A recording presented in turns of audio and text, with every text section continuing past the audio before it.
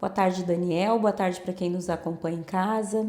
Exatamente, o tema hoje é o Outubro Rosa, esse assunto que a gente todo ano retoma, porque é importante essa prestação de serviço, essa troca de informações com profissionais qualificados, para trazer também esse alerta a todas as mulheres que nos acompanham.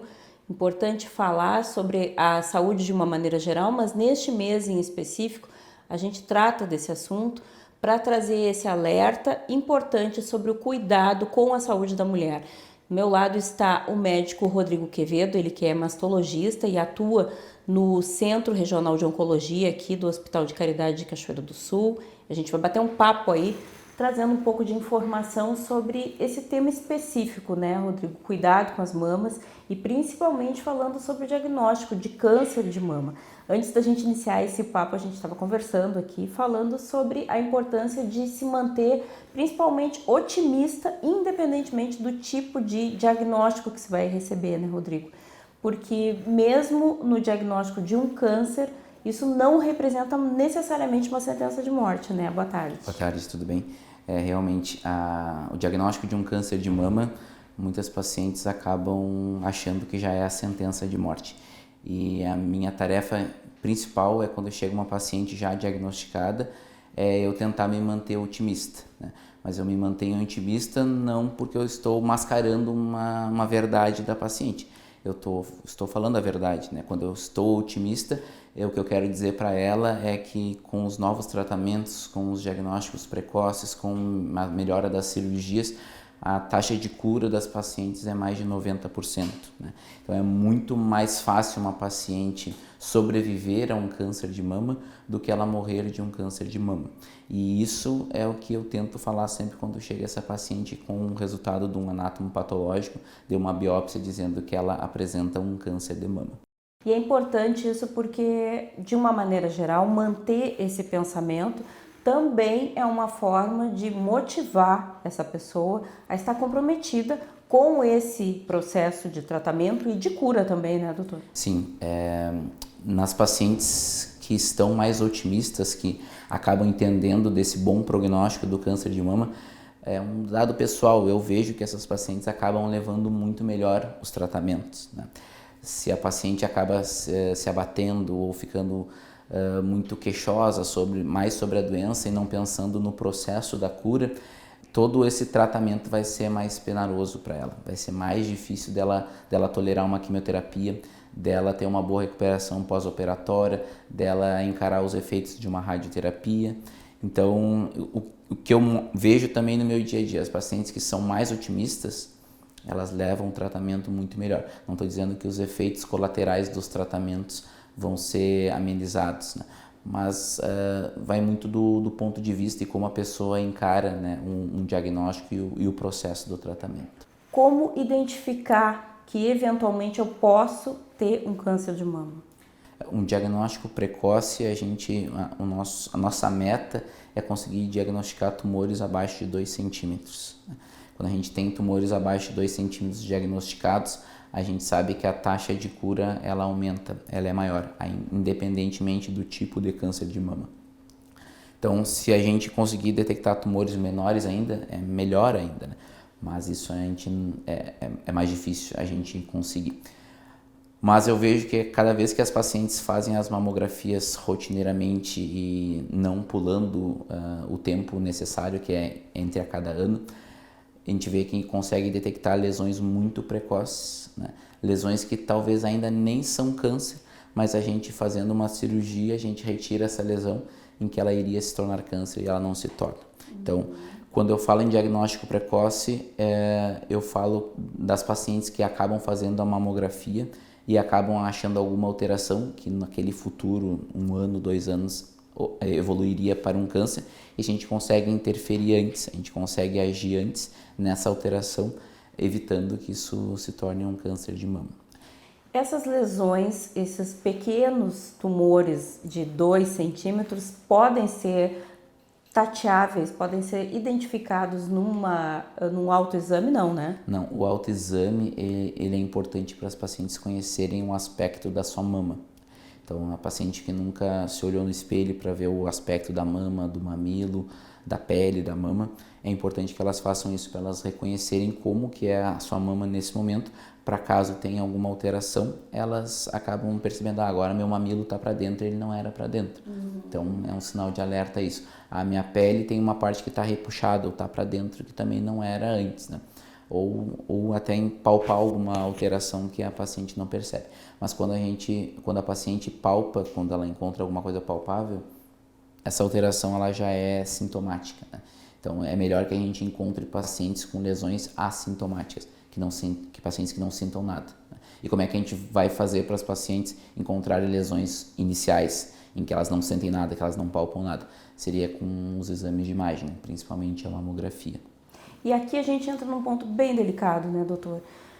O indicado pela Sociedade Brasileira de Mastologia é que sejam feitas as mamografias anuais a partir dos 40 anos. Mas se vê muitas pacientes com menos de 40 anos sendo diagnosticadas com câncer de mama. A gente sabe que existe essa orientação e se preceitua esse exame anualmente com 40 anos, como eu disse, mas é difícil que mulheres com menos de 40 anos tenham o hábito, e também se sabe que a rede não permite que se faça esse exame gratuitamente com idade inferior. Como ficam essas mulheres que não têm acesso a esse exame? Que alternativa se oferece a essas mulheres? A alternativa melhor de rastreamento nessa faixa etária ainda é a paciente visitando anualmente seu médico, uma vez por ano. Porque aí o médico vai palpar a paciente, vai notar se tem alguma alteração, como eu falei, do mamilo ou da pele, e vai falar para a paciente se ela precisa fazer algum exame adicional ou não. Então, não temos muitas ferramentas, não temos muitas alternativas, mas uma visita anual ao ginecologista ou ao mastologista, isso já impede que um tumor, por exemplo, de 2 centímetros vire um tumor de 5, 6, né? Só porque a paciente deixou de ir uma vez ao ano para o seu médico, né? Então, se a paciente puder, uma vez por ano, visitar o seu médico, ele vai examinar e vai, às vezes, precisa pedir algum exame complementar, e esse exame acaba sendo, na maioria das vezes, uma ultrassonografia, mesmo a gente não tendo muitos estudos que corroborem que todo ano deveria se fazer uma ecografia mamária. Então, a melhor forma seria as visitas rotineiras ao médico. Nas pacientes que são mais jovens, também o que eu costumo fazer é, dependendo do histórico dessa paciente, da família, ou se ela já fez alguma biópsia prévia e deu algum resultado, mesmo não sendo câncer, a gente consegue estratificar se essa paciente vai ser de alto, médio ou baixo risco, né? E dependendo do risco dela, às vezes a gente tem que colocar na rotina um exame de rastreamento, e na maioria das vezes acaba sendo ressonância magnética, mas depende de caso para caso, é muito individual, e esse cálculo ele é feito para cada paciente. E todas essas alternativas, todos esses exames, inclusive o rastreamento, isso tudo é possível ser feito na rede pública? Não é possível. Esse é o maior desafio, então, para aqueles pacientes que não dispõem do atendimento privado, né? O que rastreamento no geral para todas as pacientes, nesse exame sendo realizado para todas as mulheres abaixo dos 40 anos, isso não tem. Mas se a paciente chega no posto de saúde com alguma queixa, se ela já se queixa de algo ou o médico da rede pública examina ela e acha alguma alteração, aí sim ela consegue fazer a ecografia, né? Não é tão rapidamente que ela consegue fazer isso, mas sim ela consegue fazer. Nós falávamos inclusive sobre isso antes de começar a gravação, né? Do desafio do atendimento na saúde pública também, né?